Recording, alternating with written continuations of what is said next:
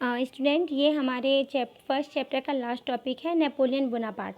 तो हमने पढ़ा था कि जब जैकोबिन क्लब फॉल हो गया था, डायरेक्टरी रूल्स बने थे। डायरेक्टरी रूल जो है वो एक दूसरे का कहना नहीं मान रहे थे। तो इसमें नेपोलियन बोनापार्ट जो था, जो कि मिलिट्री डिक्टेटर था, उसने अपने आप को राजा घोषित कर दिया था, पावर को ले लिया था।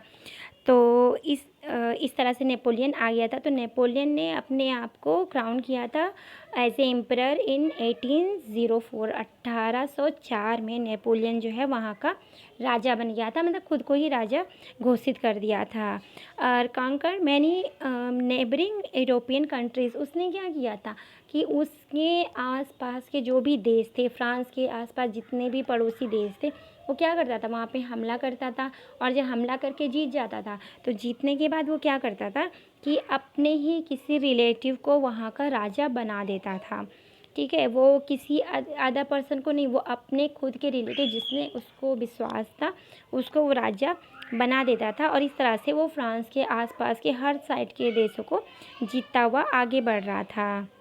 और नेपोलियन जीतता तो था, लेकिन नेपोलियन ने कुछ ऐसे रूल्स लाए थे जिससे कि लोग ये समझ रहे थे कि नेपोलियन जो है वो यूरोप को क्या कर रहा है, मॉडर्न कर रहा है, उसको एज ए मॉडर्नाइज़र ऑफ यूरोप कर कंसीडर किया जा रहा था। ठीक है, तो उसने कुछ लॉ जो हैं वो लगाए थे, जैसे कि प्रोटेक्शन ऑफ प्राइवेट प्रॉपर्टी। जो प्राइवेट प्रॉपर्टी थी उसको वो प्रोटेक्शन देता था। ठीक है, और uniform system of weight and measurement were introduce. उसने क्या किया था कि जैसे कि पहले था कि अगर आपको कोई कपड़ा वो करना है, नापना, ठीक है, अगर आप हाथ से नापेंगे तो क्या होगा, किसी का हाथ लंबा है, किसी का हाथ छोटा है, तो इस तरह से क्या हो जाएगा कि आपका वही कपड़ा अगर ज़्यादा छोटे हाथ वाले आदमी नापेगा तो आपको ज़्यादा टैक्स देना पड़ेगा, लंबे हाथ वाला आदमी नापेगा तो आपको कम टैक्स देना पड़ेगा। तो मतलब मेज़रमेंट इक्वल नहीं है। और फिर मेज़रमेंट उसने इक्वल कर दिया कि हाँ, कि मीन्स ये 1 मीटर है, इसी से हर जगह नापना है। तो क्या होगा, जब इक्वल मेज़रमेंट होगा तो आपको भी फ़ायदा होगा, जो है उसको भी फ़ायदा होगा, मतलब किसी को घाटा नहीं होगा। ऐसी क्या बोलते हैं, उसने क्या किया, किलो का, हाँ, जैसे वेट करते हैं ना, वेट मशीन होती है, तो उसने क्या किया था, हाँ, कि 1 किलो का निकाल दिया था कि आप ये इतने किलो का है, ये इतने किलो का वॉट निकाल दिया था। अब इसी से हर चीज़ मेज़र की जाएगी, अपने हाथ से या फिर किसी और चीज़ से नहीं मेज़र किया जाएगा। और इसने डेसिमल सिस्टम को लगाया था कि जैसे कोई सामान है 30 रुपये और 50 पैसे का है, तो पहले 50 पैसे की जगह लोग 1 रुपये लेते थे या फिर 50 पैसे नहीं लेते थे। लेकिन जब ये डेसिमल सिस्टम हो गया कि हाँ, कि 50 पैसे भी देने, तो इस तरह से इक्वलिटी हो गई है सब जगह। तो लोग इससे ना बहुत खुश हो गए थे, तो इसलिए उसको मॉडर्नाइज़र कह रहे थे।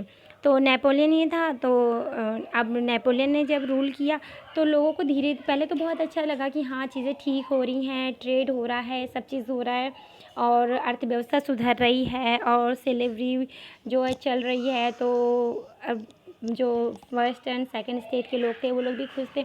लेकिन धीरे धीरे उनको फील होने लगा कि नहीं, मतलब वो तो कर तो रहा है मॉडर्नाइजेशन, लेकिन इसके साथ साथ क्या हो रहा है कि वो उसके कुछ नियम बहुत ही सख्त हैं, जिससे कि वो एटलीस्ट धीरे धीरे सब स्लेव बन रहे हैं।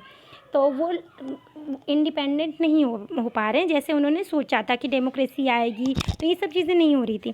तो इसलिए क्या होता है, फिर वाटरलू हुआ था, बैटल ऑफ वाटरलू आपने पढ़ा था कि रसिया, अमेरिका और प्रूशिया, इन लोगों ने आकर के एक साथ वो किया था वॉर। फिर नेपोलियन हार गया था 1815 में। याद रखिएगा, वाटरलू जो बैटल ऑफ वाटरलू 1815 में हुआ था। इसमें क्या हुआ था, नेपोलियन जो है हार गया था। लेकिन इस नेपोलियन हार गया था, इसके बावजूद नेपोलियन ने जो कुछ चीज़ें, जो आइडियाज़ लाए थे, उसको उन्होंने सोसाइटी में रहने दिया। जैसे कि डेसिमल सिस्टम है, यूनिफॉर्म मेजर सिस्टम जो है, ये सब रहने दिया, क्योंकि उससे उन लोगों को लगा कि हाँ, यहाँ पे हम एकदम सही हैं। ठीक है, तो इस तरह से ये चैप्टर आपका, इस चैप्टर में नेपोलियन का जो है पार्ट ख़त्म होता है। यहाँ पे दो क्वेश्चन आती हैं कि idea of liberty and democracy rights.